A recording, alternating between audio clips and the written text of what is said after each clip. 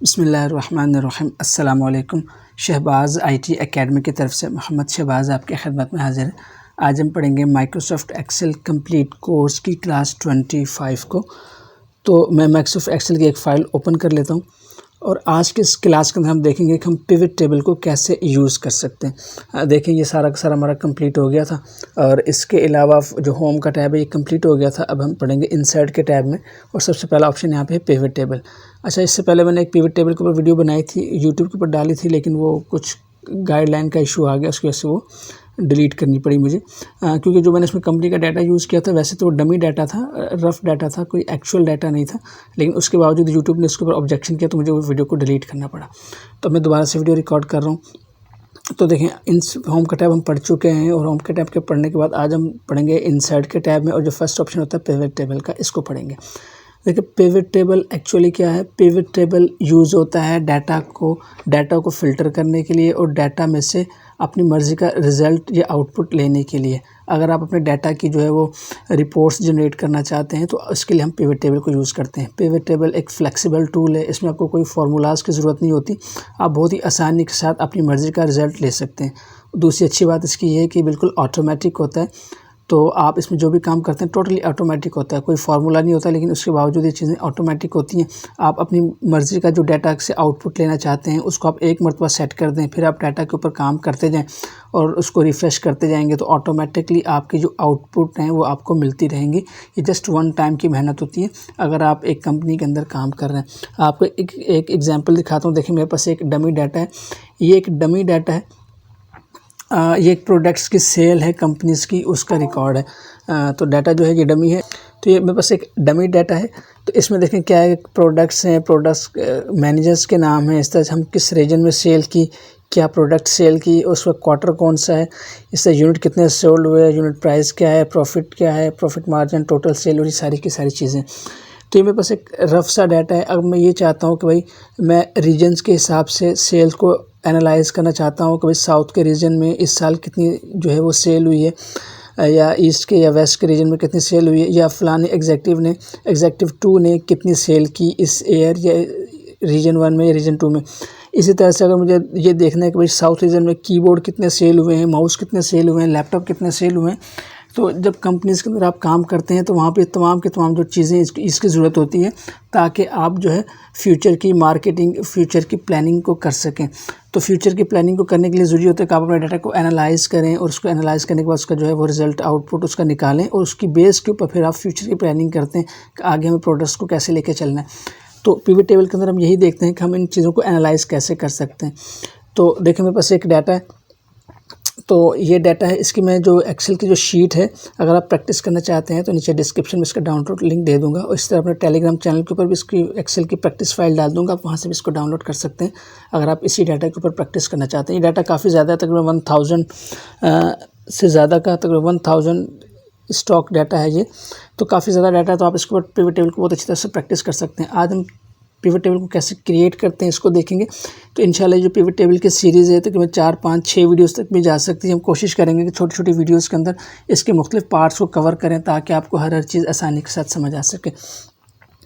तो पहले आपको एक एग्जाम्पल दिखाता हूँ। देखिए, मैंने यहाँ पर एक पिवट टेबल बनाया हुआ है, तो उसकी आप एग्जाम्पल देखें ज़रा। ये देखें, यहाँ पिवट टेबल बना हुआ है, तो ये सारा डाटा मेरे पास आया हुआ है। यहाँ पर देखिए, मेरे पास बटन है, मेरे पास बटन कौन कौन से हैं, मेरे पास रीजन्स हैं मेरे पास रीजन्स हैं कि साउथ, ईस्ट, वेस्ट, ये सारे के सारे रीजन्स हैं। इस तरह क्वार्टर्स आ रहे हैं, इस तरह प्रोडक्ट्स आ रही हैं।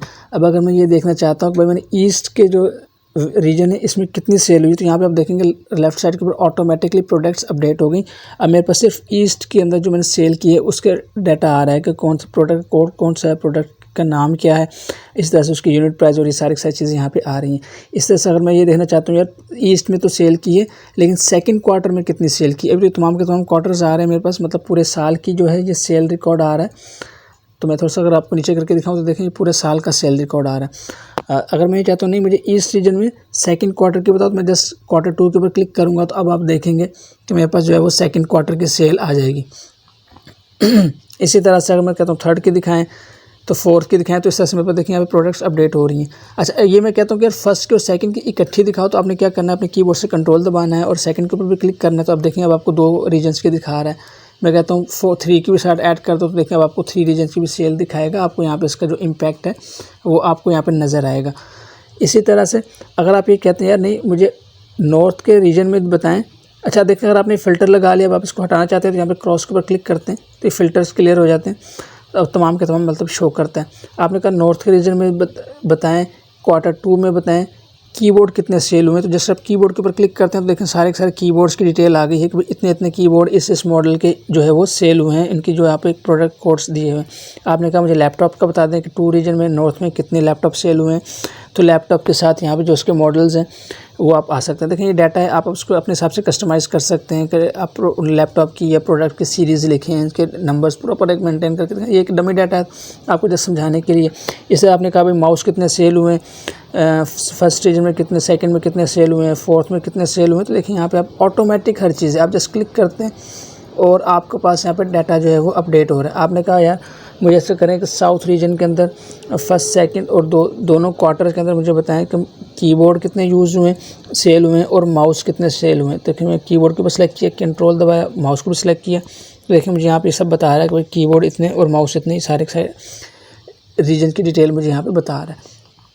तो इस तरह से इतना फ्लेक्सिबल है कि आप पिवट टेबल का यूज़ करते हुए अपनी आसानी के साथ इसको आप रिपोर्ट्स को जनरेट करवा सकते हैं अपनी डाटा में से, अपनी मर्ज़ी में से। और आप एक डाटा को रखें, उसके अंदर जितनी मर्ज़ी रिपोर्ट्स जनरेट करवाएं, फिर उस जनरेट की रिपोर्ट्स की बेस के ऊपर आप इसके अंदर चार्ट्स बना सकते हैं और चार्ट से भी डाटा को विजुअलाइज़ कर सकते हैं, जो कि बहुत ही ज़्यादा इंटरेक्टिव होता है। अच्छा ये होगी। अब देखें अगर मैं प्रिंट करूँगा तो ये बटन मेरे पास प्रिंट नहीं होंगे, मैं जस्ट जब इसको प्रिंट आउट निकालूंगा तो ये प्रिंट आउट नहीं होंगे, मेरे पास जस्ट रिपोर्ट प्रिंट आउट होगी। तो ये सब सेटिंग कैसे करेंगे ये इंशाल्लाह हम आने वाली क्लासेस के अंदर पढ़ेंगे। तो आज हम देखते हैं कि हम जो है इसको कैसे इसको पिवट टेबल को यूज़ कर सकते हैं। तो आपने करना क्या है, आपने इंसर्ट के टैब में आना है, अपने डाटा में कहीं पर भी कर्सर रख लें। अच्छा एक चीज़ का आपने ध्यान रखना है कि जब आप डाटा के ऊपर पिवट टेबल अप्लाई कर रहे हो तो जो रोज़ हैं इनके दरमियान कोई खाली रो ना हो और इस कॉलम ना हो, और इस तरह से रोज़ के दरमियान कोई खाली कॉलम ना हो, पूरा डाटा कंबाइन होना चाहिए।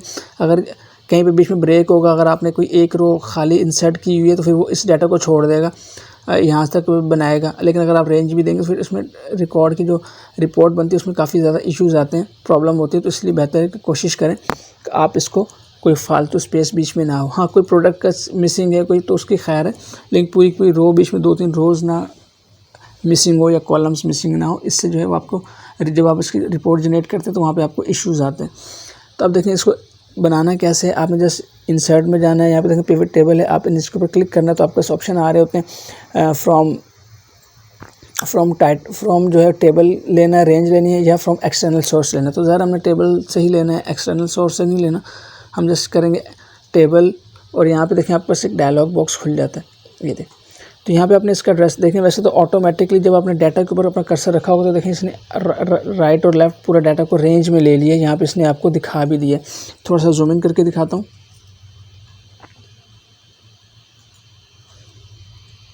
यहाँ देखिए इसने पूरे डाटा की रेंज ले ली है कि A1 से लेके AJ1001 तक 1001 तक इसकी जो है वो सीरीज़ क्वेश्चन रेंज में ले लिए। अगर ये रेंज में ना ले तो आपने खुद इसको मैनुअली रेंज देनी है। वो कैसे देनी है, आपने जस्ट यहाँ पे क्लिक करना है, क्लिक करने के बाद आपके पास ये विंडो ऊपर हो जाएगी। अब आपने अपने डाटा को सिलेक्ट करना है मैनुअली, यहाँ से सिलेक्ट करें, चाहे तो माउस से कर लें ड्रैग करके। अगर आप ये भी कर सकते हैं कि यार आपने कहा मुझे पूरा डाटा का पिवट चार्ट नहीं बनाना, पिवट टेबल नहीं बनाना, मुझे बस इतने एरिया का बनाना, तो अब जितने का आप बनाना चाहते हैं आप अपने को कवर सिलेक्ट कर सकते हैं। मैं फ़िलहाल पूरे टेबल का बना रहा हूँ तो मैं क्या करूँगा, फर्स्ट कॉलम में फर्स्ट सेल में कर्सर रखा अपना, मैंने अपने कीबोर्ड से कंट्रोल और शिफ्ट दबाया और अपने कीबोर्ड से राइट एरो दबाया तो देखें इसे पूरी रेंज यहाँ तक इसको रेंज में ले लिया। मैं कंट्रोल शिफ्ट दबा के रखा, डाउन एरो प्रेस करूँगा तो देखें पूरा पूरा डाटा से रेंज में ले लिया और यहाँ पे भी इसका आ गया। अब आपने जस्ट इंटर करना है तो ये आपने इसने डाटा की रेंज को पिक कर लिया। अब आपके पास यहाँ पे 2 ऑप्शन मज़ीद आ रहे हैं, तो ये आपसे पूछ रहा है कि आपने न्यू वर्कशीट के ऊपर बनाना है या एग्जिस्टिंग वर्कशीट के ऊपर बनाना है।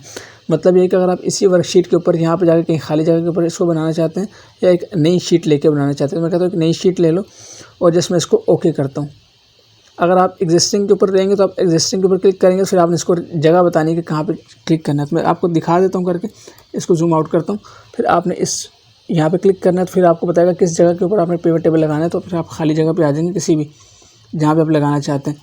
तो आप कहेंगे यार यहाँ पे लगा दो और इंटर करेंगे तो फिर वो यहाँ पे लगा देगा। लेकिन मैं फ़िलहाल न्यू वर्कशीट कर रहा हूँ आप जब ओके करेंगे, ये देखिए मैं ओके करके दिखा दूँ, देखिए यहाँ पे पिवट टेबल लग गया। लेकिन मुझे यहाँ पे नहीं लगाना, मुझे दूसरी साइड पे लगाना है एक नई शीट के ऊपर। तो मैं दोबारा यहाँ पे आऊँगा, दोबारा इन साइड के ऊपर जाएंगे, पिवट टेबल के ऊपर जाएंगे और यहाँ से लेके पूरे डाटा को उसने रेंज में ले लिया। मैं करूँगा new worksheet and then okay. देखिए अभी यहाँ पे मेरे पास 2 वर्कशीट हैं, ये ऑटोमेटिकली एक वर्कशीट को क्रिएट करेगा। तो मैं ओके करता हूँ, तो देखिए यहाँ पे एक वर्कशीट ये वाली सेकंड वाली क्रिएट हो गई है और ये थर्ड वाली आगे चली गई है। यहाँ पे एक वर्कशीट कंप्लीट क्रिएट हो गई है। तब ये देखिए ये मेरे पास आगे पिवट टेबल के ऑप्शंस, यहाँ पे राइट साइड के ऊपर मेरे पास पिवट टेबल के पूरे डिटेल्स आ गई हैं कि इनको आप कैसे यूज़ करते हैं। और टॉप पे देखेंगे तो मेरे पास यहाँ पे 2 टैब्स आ चुके हैं, एक है पिवट टेबल एनालाइज का और एक है डिज़ाइन का। तब आप देखें यहाँ पे आपके पास तमाम फील्ड्स आ रही हैं जो कि आपके टेबल के अंदर मौजूद हैं। फील्ड्स क्या होती हैं, कॉलम्स होते हैं, जैसे प्रोडक्ट कोड है, ये सब चीज़ें ये फील्ड्स कहलाती हैं। तो ये सारी आपके पास यहाँ पर आ रही हैं। तब आपने इसको ये यहाँ पे आपकी पूरी फील्ड्स आ रही थी टेबल की और यहाँ पे आपके पास ऑप्शंस आ रहे होते हैं कि आपने अपने डाटा को किस तरह से विजुलाइज़ करना है। थोड़ा सा जूम इन करके दिखाता हूँ, इसको समझ लेते हैं ये क्या है। ये है फ़िल्टर। अगर आप फ़िल्टर अप्लाई करना चाहते हैं, आप चाहते हैं किसी मैनेजर मैं यहाँ पे ऐड करूँ और मैनेजर के हिसाब से फ़िल्टर करूँ, तो आप यहाँ पे फ़िल्टर के डाटा को ऐड करेंगे। आपने कहा डेट के हिसाब से करना है तो डेट को यहाँ पे ऐड करेंगे। आपने कहा मुझे रीजन के हिसाब से फ़िल्टर करना है डाटा, तो आप रीजन को यहाँ पे फ़िल्टर करेंगे। फिर जो चीज़ आपने कॉलम्स में लेनी है, मतलब ऊपर से नीचे की तरफ, वो आप कॉलम्स में रखेंगे। जो रोज़ में चाहिए वो रोज़ में रखेंगे और जो जिनकी आपको वैल्यूज़ चाहिए उनको वैल्यूज़ में रखेंगे। तो कैसे रखते हैं करके दिखाते हैं आपको, तभी आपको समझ आएगा। देखिए यहाँ पे फील्ड्स हैं। अब मैं चाहता हूँ कि मैं अपने डाटा को फ़िल्टर करना चाहता हूँ रीजन के हिसाब से। तो देखिए मैं रीजन को पकड़ूंगा और पकड़ के यहाँ पे लाके ड्रॉप कर दूँगा। देखें ऐसे यहाँ पे लाके आपने छोड़ देना, तो यहाँ पे देखेंगे आपके पास ये रीजन ऐड हो गया। इसी तरह से मैं कहता हूँ रीजन भी ऐड कर दो और यहाँ पे क्वार्टर भी ऐड कर दो। क्वार्टर को पकड़ा और यहाँ पे फ़िल्टर में लाके छोड़ दिया। मैं कहता हूँ रीजन और क्वार्टर से मैं इसको फ़िल्टर करूँगा डाटा को। अब मुझे फ़िल्टर के अंदर क्या क्या चीज़ें चाहिए, मैं कहता हूँ मुझे तो प्रोडक्ट का कोड चाहिए, जो प्रोडक्ट के कोड है वो मुझे रोज़ में चाहिए, तो रोज़ में लाके छोड़ दिया। प्रोडक्ट का नाम चाहिए, प्रोडक्ट का नाम रो में ला के छोड़ दिया। इसी तरह कितनी प्रोडक्ट सोल्ड हुई हैं, यहाँ पे ला के इसको मुझे छोड़ दिया। और कितनी इसकी कितने यूनिट जो है यूनिट प्राइस कितनी थी, अगर वो करना चाहते तो कर दें। तो मैं कहता हूँ यूनिट प्राइस कितनी थी, यहाँ ला के इसको छोड़ देंगे। और इसी तरह से मैं कहता हूँ प्रॉफिट कितना हुआ है, तो मैं प्रॉफिट मार्जिन भी ला के यहाँ पे छोड़ दूँगा। तो ये मैं फ़िलहाल डाटा लाऊंगा। देखिए यहाँ पे सब डाटा आ गया। अब मुझे सब रोज़ में चाहिए, इसलिए मैंने सबको रोज़ में रखा है। आप कॉलम्स में भी रख सकते हैं। आगे हम प्रैक्टिस करेंगे कि आप इनको कैसे आगे यूज़ कर सकते हैं। फ़िलहाल मैंने इतना सा डाटा ऐड किया है। अब मैं इसको आपको फॉर्मेट करके दिखाता हूँ। यहाँ पे अगर आप देखेंगे तो आपको थोड़ा सा रश सा लग रहा होगा, यार कैसा अजीब सा डाटा आ गया। लेकिन अभी हम इसको जब फ़िल्टर करेंगे, इसको एक प्रॉपर अलाइन करेंगे, फॉर्मेटिंग करेंगे, तो आपको समझ आएगी कि कितना ज़बरदस्त तरीके से काम करता है। आपने क्या करना है, यहाँ पे अपने डिज़ाइन में आ जाना है और डिज़ाइन में आने के बाद आपके पास यहाँ पे कुछ ऑप्शंस आते हैं। थोड़ा सा मैं जूम इन करूँगा और आपको दिखाऊंगा कैसे ऑप्शंस हैं। यहाँ पे ब्लैंक का ऑप्शन आ रहा है, इसमें लेआउट के अंदर आप ब्लैंक रोज़ के ऊपर क्लिक करेंगे। अगर आपके टेबल के अंदर ब्लैंक्स रो होंगी, ऐड होंगी, तो यहाँ से आप इसको रिमूव ब्लैंक रो करेंगे तो आपके डाटा के अंदर जो है वो शो नहीं होंगी। तो आप यहाँ से कर सकते हैं। मेरे केस में ऐसी कोई ब्लैंक रो नहीं है तो मैं इसको इग्नोर करता हूँ। इसी तरह से लेआउट में, रिपोर्ट लेआउट में जाते हैं तो रिपोर्ट लेआउट आपको कैसा चाहिए, कॉम्पैक्ट फॉर्म के सूरत में चाहिए, आउटलाइन में चाहिए, टैबुलर चाहिए। तो अगर आप चाहते हैं कि आपका डाटा अच्छा नज़र आए एक टेबल की फॉर्म में, तो आप इसको टैबुलर रखेंगे। मैं जूम आउट करता हूँ। अब देखें जब मैं इसको टैबुलर मोड में करूँगा तो देखें कितना खूबसूरत मेरा डाटा तमाम का तमाम कॉलम्स के अंदर, एक टेबल के अंदर आ गया। कॉलम्स हैं और ये रोज़ हैं, इसमें डाटा आ गया। अभी भी इसके अंदर थोड़ा सा काम करने की ज़रूरत है। आपको अभी भी थोड़ा सा बुरा लग रहा होगा कि इसके अंदर प्लस माइनस के बटन आ रहे हैं, कुछ जगह पर टोटल आ रहा है, कुछ जगह पर सब टोटल आ रहा है।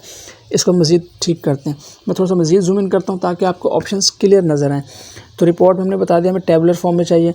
अब हम जाएंगे ग्रैंड टोटल्स में। तो देखिए यहाँ पे ये टोटल बता रहा है, क्योंकि यहाँ पे फिगर लिखा हुआ है मैथमेटिक्स के, तो यहाँ मुझे टोटल बता रहा है भाई कितनी सेल हुई। इस तरह से यहाँ पे टोटल बता रहा है और सब टोटल बता रहा है। मैं कहता हूँ मुझे यहाँ पे टोटल नहीं चाहिए, तो मैं यहाँ से देखें ये ग्रैंड टोटल वाला है, यहाँ से मैं इसको ऑफ़ कर दूँगा। इसी तरह से अब ये सब टोटल है, देखिए इसमें एक होता है टोटल और एक होता है सब टोटल। तो मैं कहता हूँ सब टोटल्स भी मुझे नहीं चाहिए, तो मैं इसको यहाँ से डोंट शो सब टोटल कर दूँगा। तो देखें अब मेरे पास ये डाटा मज़ीद क्लियर हो गया, मज़ीद डाटा क्लीन हो गया और अब कुछ समझ आने लगी कि भाई ये प्रोडक्ट का कोड, ये उसका नाम, ये उसकी यूनिट जो सोल्ड हुए, ये यूनिट प्रॉफिट कितना, ये unit profit margin, unit price कितना, यूनिट प्रॉफिट मार्जिन कितना, ये सब का सब अब डाटा थोड़ा क्लियर हो गया। लेकिन अभी इसके अंदर प्लस और माइनस, ये प्लस माइनस के नज़र आ रहे हैं। आप इस पर क्लिक करते हैं जब, तो देखें अब इसके अंदर मज़ीद कोई डाटा नहीं है, इसलिए यहाँ पे ये शो कर रहा है। ये भी आपको शो कर रहा है, आप माइनस कर देंगे तो ये शो नहीं करेगा। तो आप कहते हैं मुझे प्लस माइनस वाले बटन भी नहीं चाहिए। तो अब आपने क्या करना है, पिवट टेबल एनालाइज में जाना है, राइट साइड के ऊपर देखें आपके पास यहाँ पे 3 नज़र आ रहे हैं, एक फील्ड्स आ रही हैं, ये सारे फील्ड के ऑप्शन है, सॉरी फील्ड हेडर्स हैं, ये आपको जो फील्ड हेडर नज़र आ रहे हैं, ये अगर आप चाहते हैं इसको ऑफ़ कर दें तो देखिए ये ऑफ़ हो जाएंगे, लेकिन ये तो हमें चाहिए, हमें प्लस माइनस के बटन नहीं चाहिए, तो हम प्लस माइनस के ऊपर अनचेक कर देंगे तो देखिए यहाँ से प्लस माइनस के बटन हट जाएंगे।